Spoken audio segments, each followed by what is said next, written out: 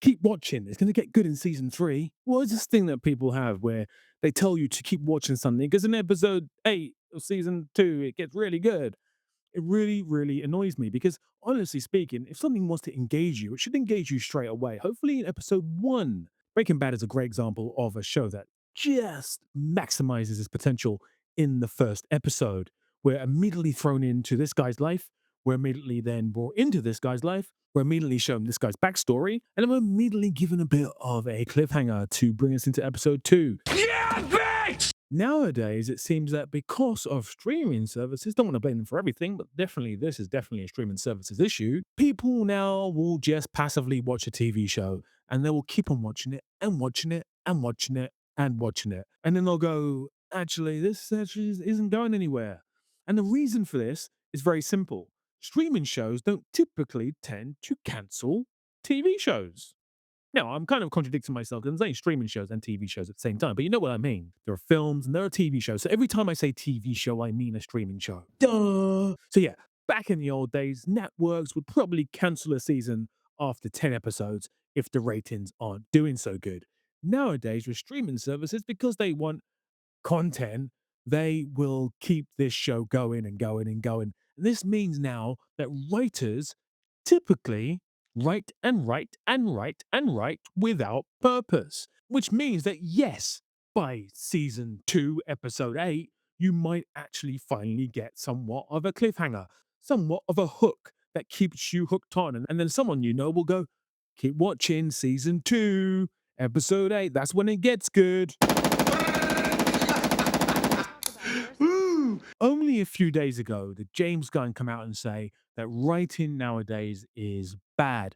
And that is why Hollywood is dying. And without being able to see every single draft of a Hollywood script nowadays, I can only assume that he's absolutely correct. There seems to be a lack of rewriting, there seems to be a lack of purpose, and people now seem to think it's cool if a show or a film, but mainly TV shows, have no direct purpose, no hook. It really makes no sense. Now, why am I bringing this up? I'm going to tell you why. Because this week I started Severance and I'm on season one, episode seven or six or whatever I'm on. And whilst I can see the wheels turning, you know that expression, someone's home but the lights ain't on? Yeah, well, that's just like your opinion, man. Severance is a classic example of this because I can see there's actually kernels of good things happening. The acting's really good, the cinematography's very good, the story, the basic premise is pretty good, I guess. Even though it's very much like being John Malkovich meets adaptation, meets Internal Sunshine of Spotless Mind, meets Spike Jones. Listen, if you've seen those films, you know what I mean. Flees on horseback, cops after them on a motorcycle. And it's like a battle between motors and horses, like technology versus horse. But the point I'm trying to make is that I actually really hate this show. And I don't like using the word hate. And if you're watching this and you're offended by that, I don't want you to be offended by that.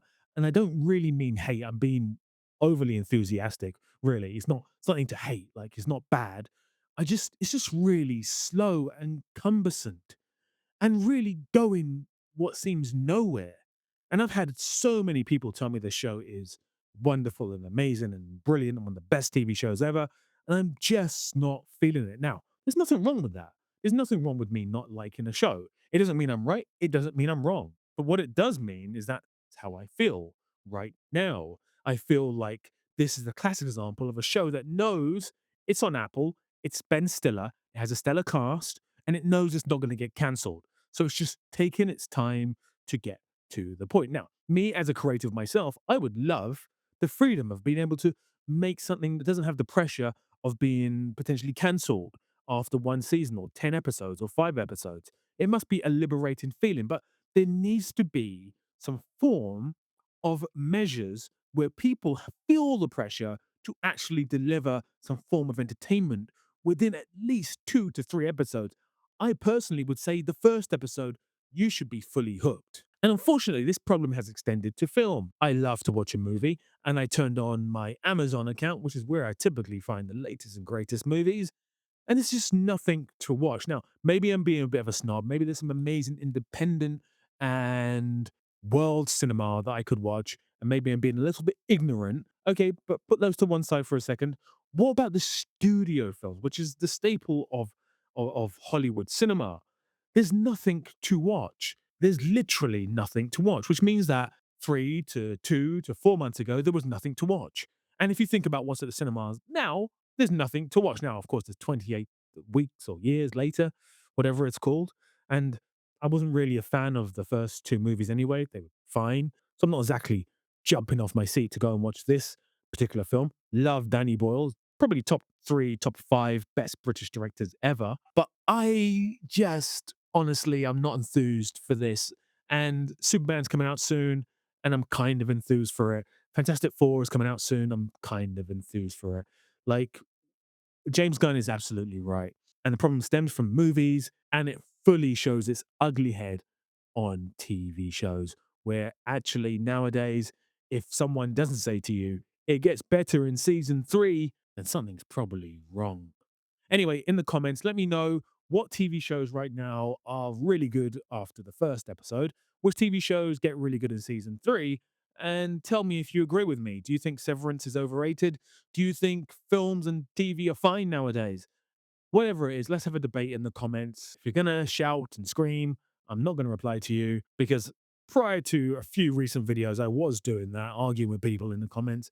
Just absolutely pointless exercise. I'm not going to do it. But if you want to have a clear, concise, and lovely debate, I'm here for that. You guys are absolutely amazing. Please hit the like button on your way out and big love. I'm putting in a chase sequence. So the killer flees on horseback, cops after them on a motorcycle. And it's like a battle between motors and horses, like technology versus horse.